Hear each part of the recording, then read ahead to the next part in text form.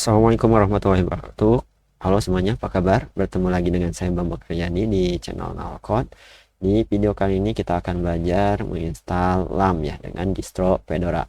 Kalau video sebelumnya itu saya belajarnya dengan sistem operasi fisiknya Linux.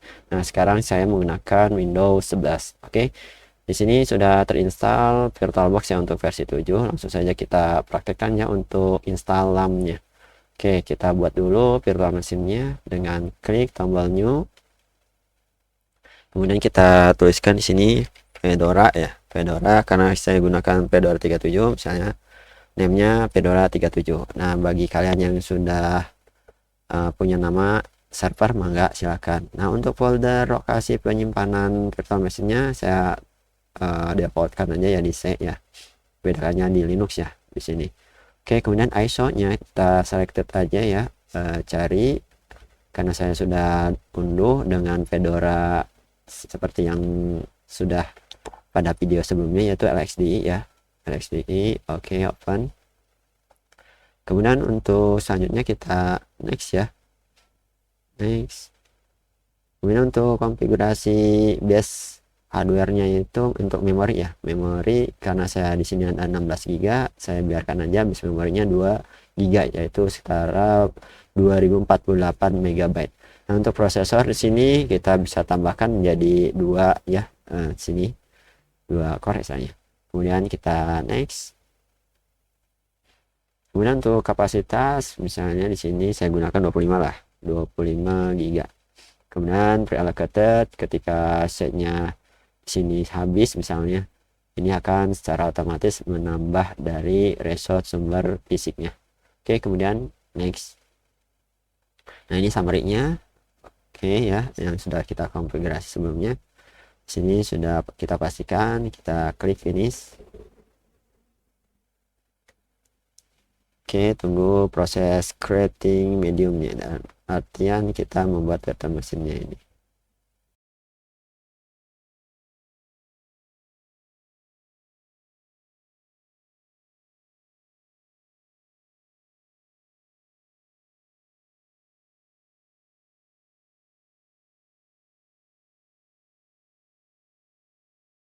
Baik, di sini sudah terbuat ya. Nah, ada sedikit yang harus kita setting. Oke, kita klik dulu icon setting ini.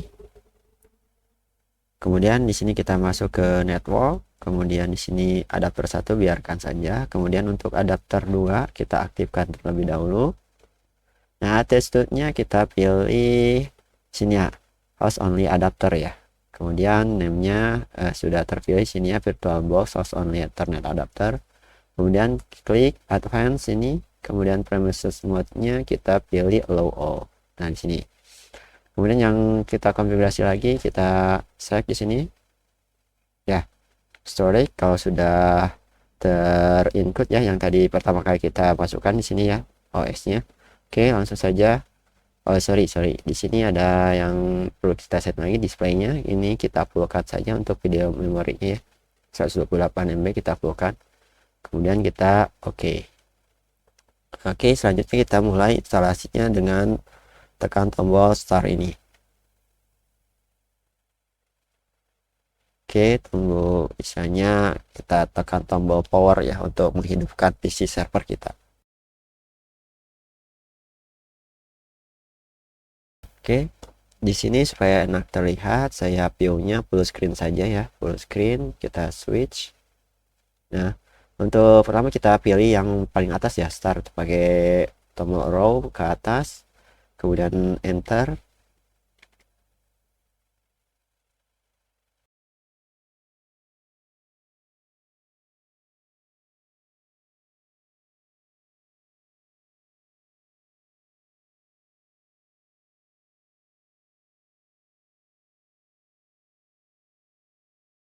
Oke, kita sudah masuk ke live Fedoranya ya. Ini langsung kita install saja. Di sini ada icon install to hard drive. Kita klik kanan, kemudian open. Nah, kita pilih execute ya. Klik. Nah, ini tutup aja. Oke, di sini ada welcome to Fedora 37 ya. Kita pilih bahasanya dulu. Di sini saya pilih bahasa Inggris atau English, kemudian ini English United States. Kemudian kita klik tombol continue. Nah, untuk selanjutnya kita akan sedikit konfigurasi ya ke tiga yang merah ini ya. Yang pertama kita instalasi destination dulu untuk tujuan kita install yaitu harddisknya. Kita konfigurasi dulu, diklik. Nah, sini udah terselect ya tanda checklist ini. Nah, yang kita pilih di sini kita pilih Advanced Custom. Kemudian kita klik tombol down. Dan di sini ada terlihat ya 25 GB ini yang akan kita partisi lah istilahnya. Oke, kita klik aja langsung tanda plus ini untuk add new device. Kemudian di sini ada 25 GB, saya akan bagi 3 ya. Yang pertama root, kedua itu swap, kemudian sisanya itu home ya. Oke, di sini saya buat rootnya itu saya buat 18 GB, kemudian file sistemnya yang pertama yang itu kita buat bootnya dulu deh, BIOS boot ya. BIOS boot di sini kita buat MIP ya. MIP. Nah, buat MIP udah size-nya biarkan saja 2 MB ya atau MIP ya. Oke. Ini fungsinya untuk BIOS ya, BIOS bootnya. Oke.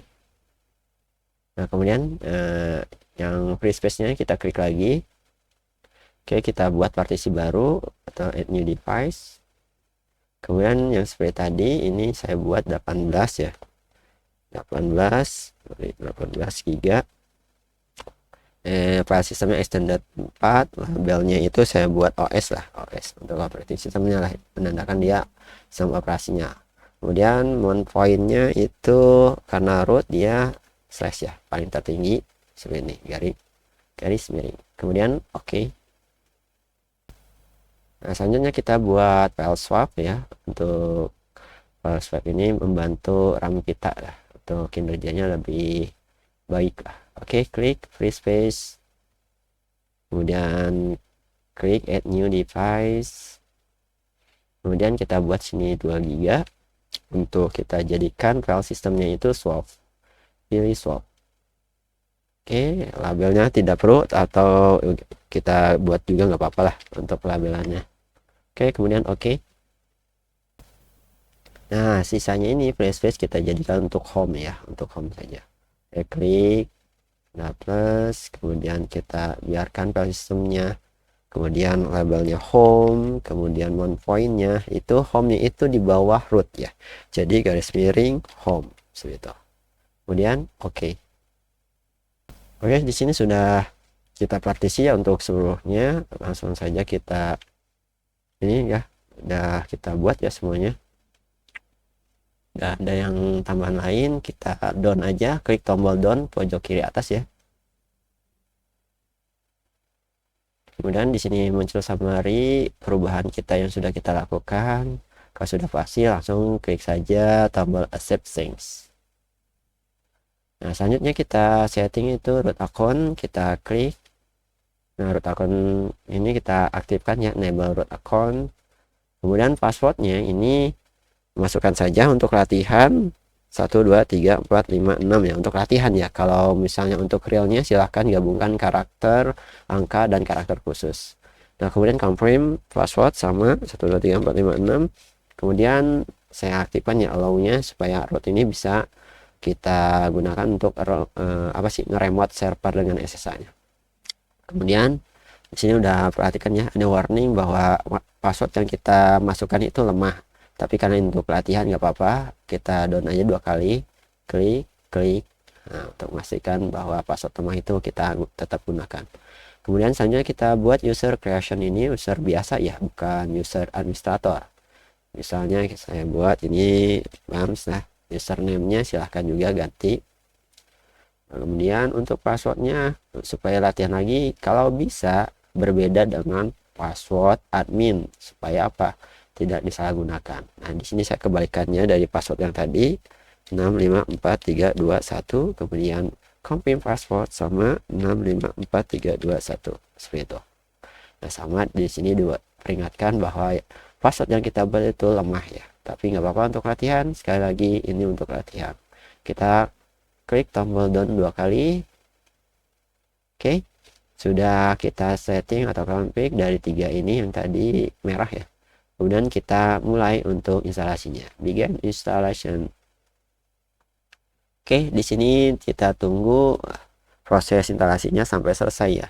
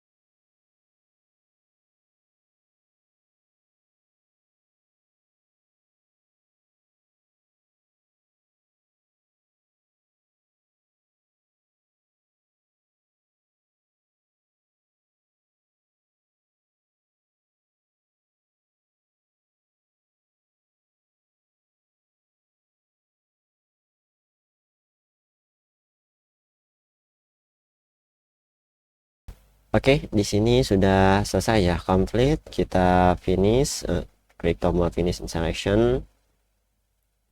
Kemudian yang perlu diperhatikan di sini kita harus keluarkan dulu ya, yaitu file ISO-nya. Jadi makanya supaya apa?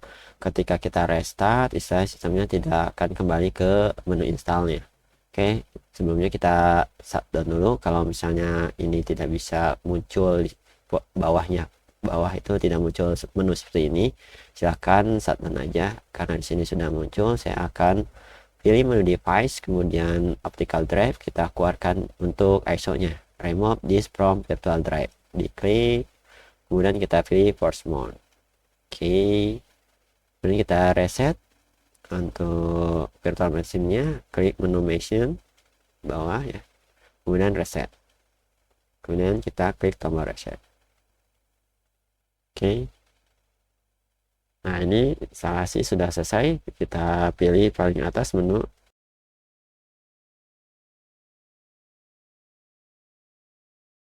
Oke, sini instalasi setup, kita pilih finish configuration. Oke, tunggu. Oke, di sini kita perlu login terlebih dahulu ya. Untuk user biasa ya kita gunakan, Mbak. Kemudian masukkan passwordnya. Oke, kemudian kita enter masuk. Nah, kita sini ada pilihan save story, kita no saja. Nah, ini baru kita install Linuxnya. Oke, selanjutnya kita akan install apa saja ya untuk web server. Oke, kita masuk ke terminal dulu, klik ini. Kemudian kita masuk dulu sebagai super user ya, administrator. Kita ketikkan Pritasu, enter. Kemudian masukkan passwordnya. Oke. Nah, untuk password tadi sekali lagi tidak terlihat ya untuk password di terminal ini. Oke, yang sini saya perbesar dulu. Oke, supaya enak dilihat. Sini fontnya saya perbesar ya. Oke, di sini ya. Please berbesar. Oke, selanjutnya kita install apa saja ya. Kita perintahnya itu dnf install, kemudian httpd spasi -y untuk kita pastikan bahwa ini akan kita install. Enter.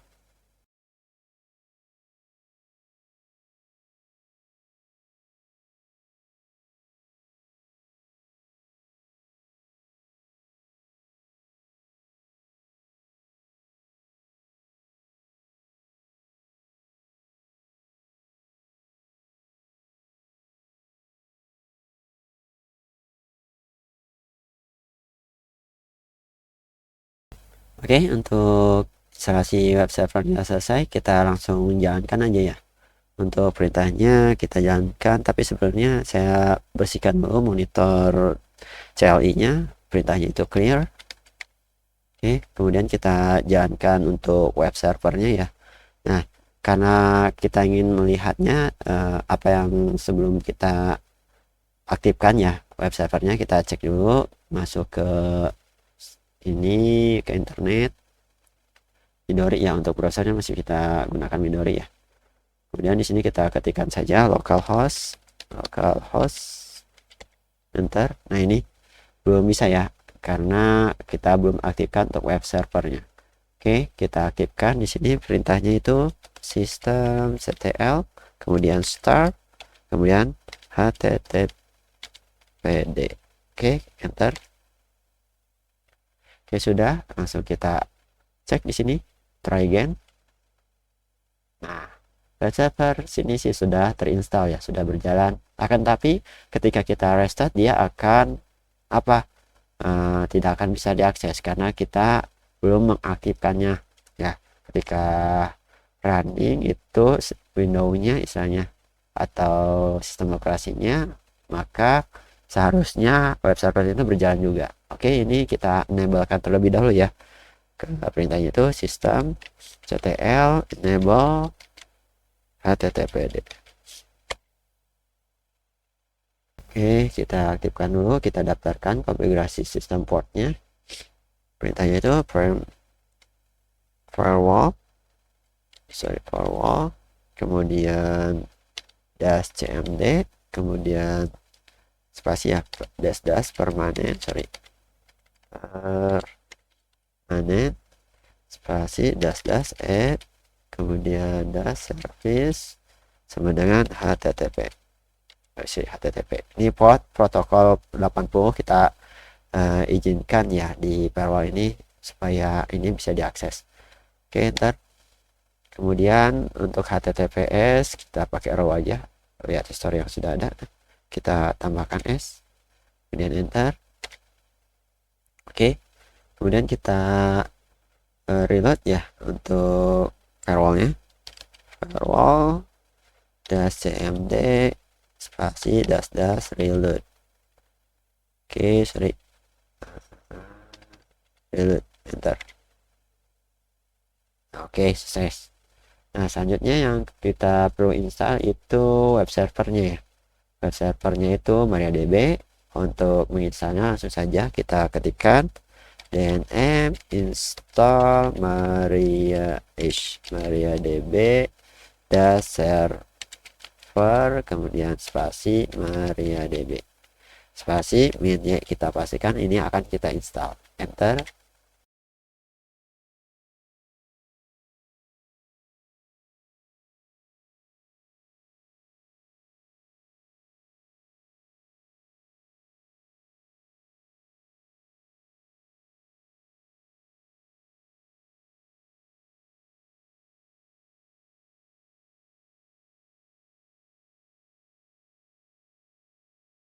Oke, ini sudah komplit untuk instalasi web servernya. Ini saya clear dulu. Kemudian kita harus jalankan ya MariaDB itu seperti dengan web servernya tadi, menjalankan dan mengaktifkannya. Perintahnya hampir sama, ketikkan saja systemctl, kemudian spasi start, kemudian MariaDB, enter. Oke, selanjutnya kita aktifkan saja langsung ya, systemctl enable MariaDB, enter. Oke, sudah kita aktifkan. Kemudian yang harus kita lakukan yaitu untuk installation secure MySQL-nya ya. Kita config dulu agar lebih aman ya. Kita masukkan perintahnya itu MySQL, kemudian underscores, kemudian ketikkan secure installation. Oke. Kalau sudah, kita enter. Nah, ini harus kita config ya. Enter current password for root, enter. Untuk ini kita lakukan saja, enter saja ya, tidak usah kita masukkan password root yang adminnya tadi ya, jangan kita masukkan karena kita akan ganti ini. Oke, terus saja langsung. Nah, ini switch to Unix socket authentication. Kalau kalian ingin mengubahnya ke Unix socket, silahkan pilih Y. Di sini saya tidak akan menggunakan Unix socket. Saya pilih M, kemudian enter. Nah, baru di sini change the password. Ini password untuk database-nya ya, bukan administratornya, tapi untuk MariaDB-nya. Saya akan merubah passwordnya ya. Enter. Masukkan passwordnya, misalnya DB 123456. Oke, enter. Masukkan lagi sama DB 123456. Nah, sekali lagi password silakan berbeda ya. Ini tergantung kebutuhan kalian, dan supaya lebih aman silahkan gabungan karakter, angka, dan karakter khusus. Oke, kalau sudah dimasukkan enter. Oke, di sini kita hapus ya untuk user anonymous, pilih yes. Nah, kemudian disallow root login remotely. Di sini kita disallow aja ya, yes. Kemudian di sini kita remote test database ya, kita harus hapus database. Contohnya itu namanya tes ya, kita hapus saja. Kemudian reload privilege, yes. Oke, ini sudah selesai konfigurasi untuk secure MariaDB-nya. Yang selanjutnya kita akan install yaitu PHP-nya ya. Ini kita clear dulu. Nah, untuk instalasi PHP ada beberapa library yang kita include-kan ya. Oke, langsung saja kita lakukan instalasi PHP-nya. Perintahnya itu dnf, kemudian spasi install spasi PHP, spasi PHP dash command, kemudian spasi PHP dash CLI, kemudian spasi PHP dash MB string, string. Oh, itu agak sedikit like. Nah, ini aja MB string. Oke, ini yang perlu kita install. Kita install aja langsung enter.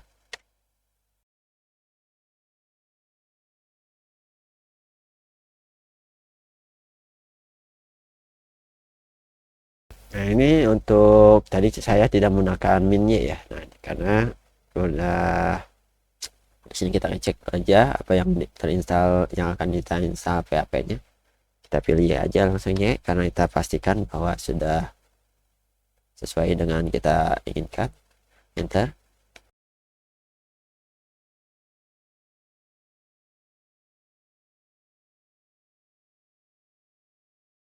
Oke, untuk instalasi PHP-nya sudah komplit, kita clearkan. Clear dulu ya, supaya lebih enak lihatnya. Kemudian supaya PHP-nya ini istilahnya dikenali oleh web server, kita harus mereload dari HTTP-nya. Kalau tidak di-reload seperti apa? Kita buat dulu contohnya, itu kita buat page test PHP-nya di dalam var www.html-nya.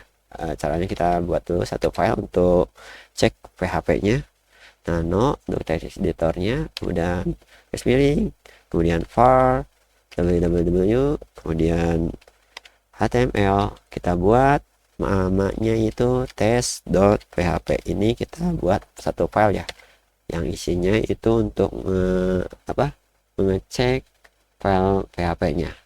Kita masukkan script PHP-nya, PHP, kemudian kita masukkan PHP info. Oke, info. Kemudian penutup tag HTML-nya. Kemudian untuk shape-nya Ctrl X, kemudian set modify yes, kemudian file name to write, enter langsung aja. Oke. Nah, cara memanggilnya cukup mudah, kita buka browsernya. Di sini localhost, langsung saja ketikkan test.php. Kemudian enter. Nah, ini script masih terlihat karena apa? Karena PHP kita belum dikenali oleh si web server. Untuk itu web servernya kita restart terlebih dahulu. Oke, kita restart system ctl restart httpd spd, kemudian enter. Oke, kita buka lagi, kemudian kita reload. Oke, ini sudah dikenali ya, udah dikenali oleh si web servernya. Oke. Untuk selanjutnya kita install php-admin ya. php-admin ini kita gunakan untuk manajemen database ya, supaya lebih mudah untuk mengelola databasenya dengan tampilan grafik dengan web base-nya. Oke, kita langsung saja install php-admin-nya. Masukkan aja perintahnya itu dnf install php-myadmin, kemudian enter.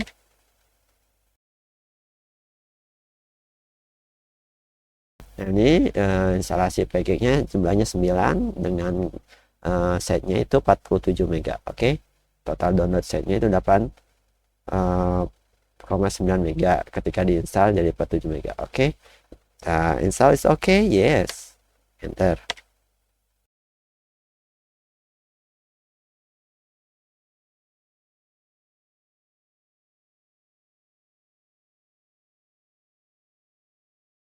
Oke, di sini sudah terinstall. Kita restart lagi untuk web servernya. Perintahnya itu sama ya, systemctl, kemudian restart, kemudian spasi httpd. Enter.